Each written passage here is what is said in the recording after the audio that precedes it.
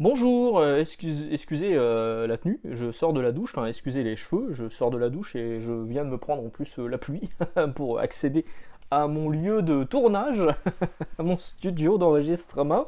Aujourd'hui on va parler de Radiant Black, alors vous êtes plusieurs à m'en avoir parlé dans les commentaires sur d'autres vidéos. Certains m'ont aussi interpellé sur Twitter pour me dire est-ce que tu vas parler de Radiant Black. Bah ouais, du coup je vais parler de Radiant Black, j'en ai parlé déjà un petit peu dans le free talk de dimanche. Puis je me suis dit que ça valait peut-être le coup d'en faire quand même une petite vidéo. Alors, ça vient de sortir chez Delcourt, c'est sorti le 18 mai. Aux États-Unis, la série a commencé en floppy en février 2021, donc ça date quand même de l'année dernière. Je crois qu'on est déjà au deuxième ou troisième TPB. D'ailleurs, ce qui est sympa, c'est que sur les TPB, je pense que ce sera la même chose sur la VF. Cette couverture qui est là, le deuxième TPB, on voit la même couverture, la même composition avec plusieurs personnages. Et le troisième TPB, même composition, un personnage au milieu avec le ciel derrière et d'autres personnages qui tombent sur le côté. Vraiment, je trouvais ça plutôt original. Donc là, ça vient de sortir chez Delcourt. Il y a 6 épisodes à l'intérieur et tenez-vous bien pour le prix, c'est 15,95 €. C'est pas cher. C'est pas cher. Quand on voit que certains éditeurs français vous font payer 22 balles pour 5 épisodes, là ça vaut le coup. Après, c'est Delcourt, hein, c'est une grosse maison d'édition, mais bon, faut souligner quand même l'effort fait sur le prix. J'ai même vu en VO, là, je suis en train de voir pour me prendre King of Spice de Mark Millar.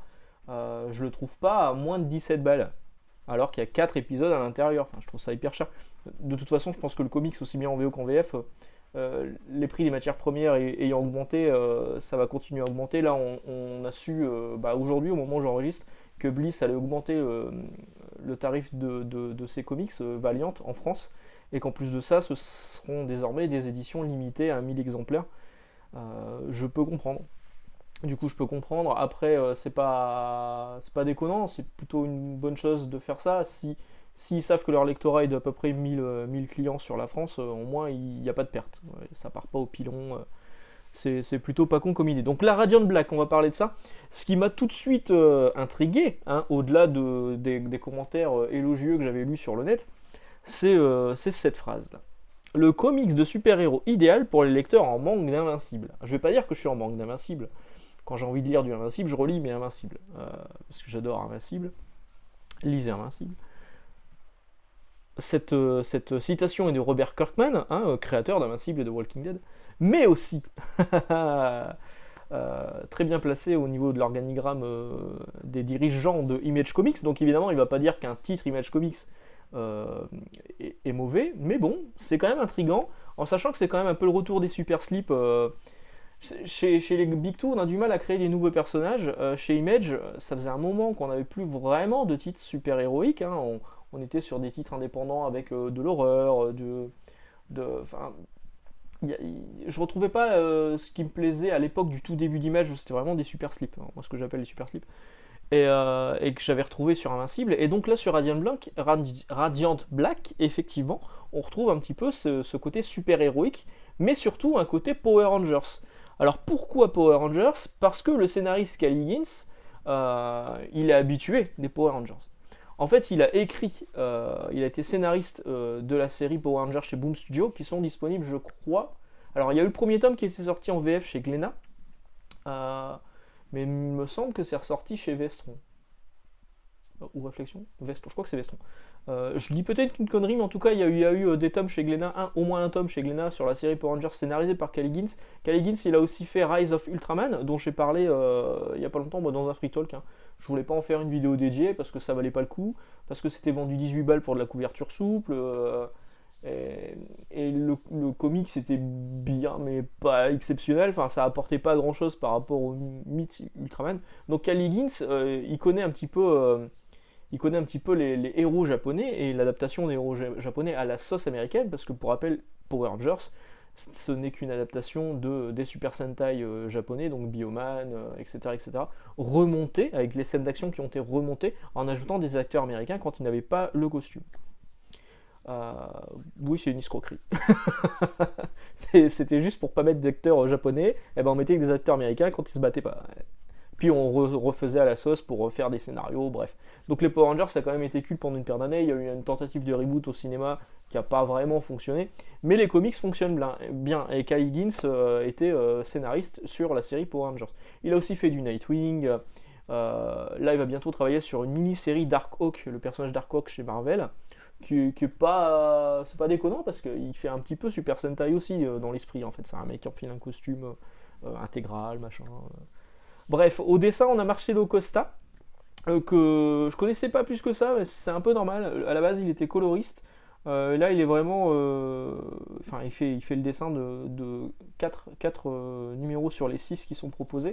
C'est franchement pas moche. Voilà, moi je trouve ça pas mal. Lui aussi a travaillé sur deux Power Rangers.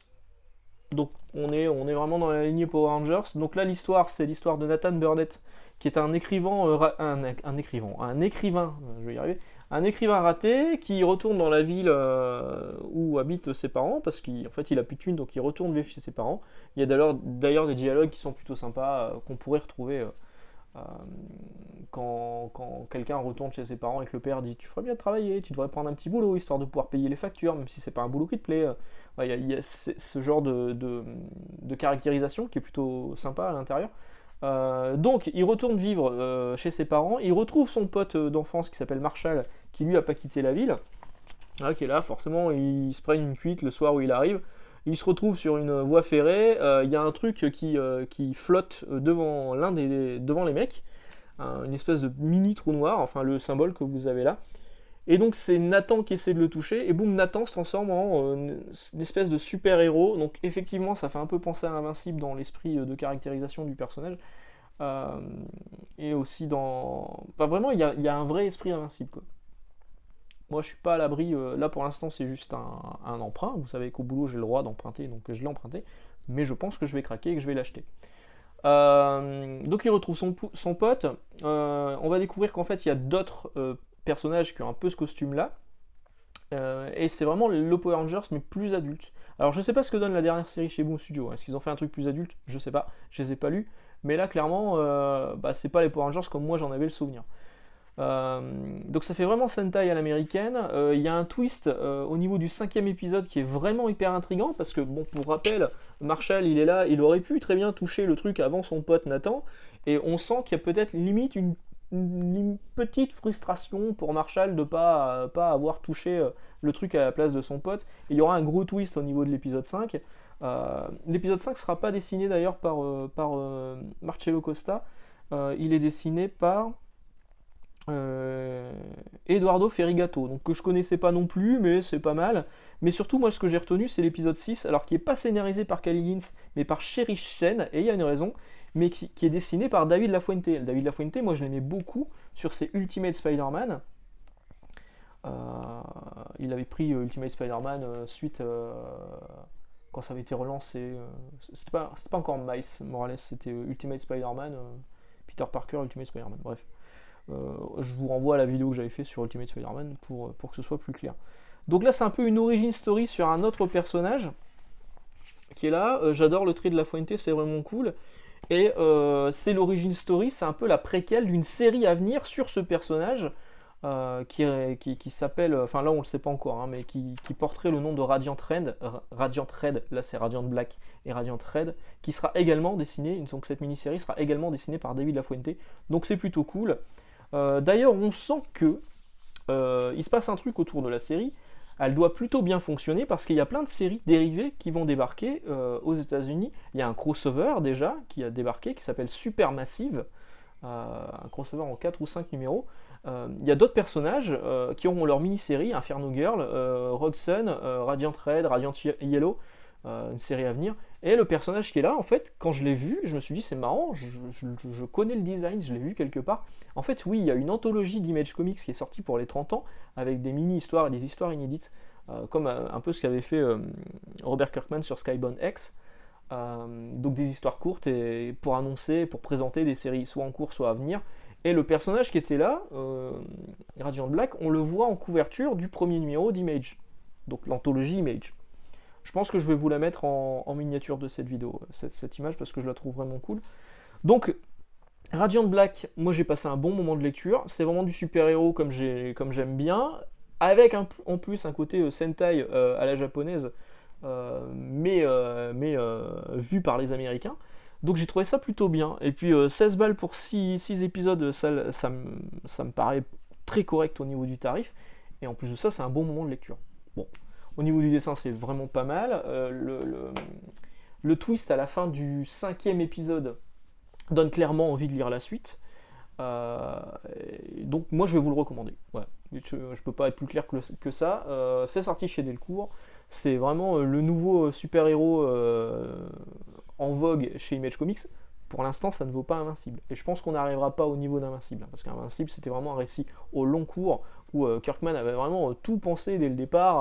Enfin, c'était peut-être pas tout depuis le départ, mais à partir de l'épisode 12, on sent que le mec il savait où il allait et que à chaque fois qu'il rajoutait des trucs au lore de Invincible, je suis pas là pour faire l'apologie d'Invincible, mais encore une fois, lisez Invincible, lisez les intégrales d'Invincible chez Delcourt.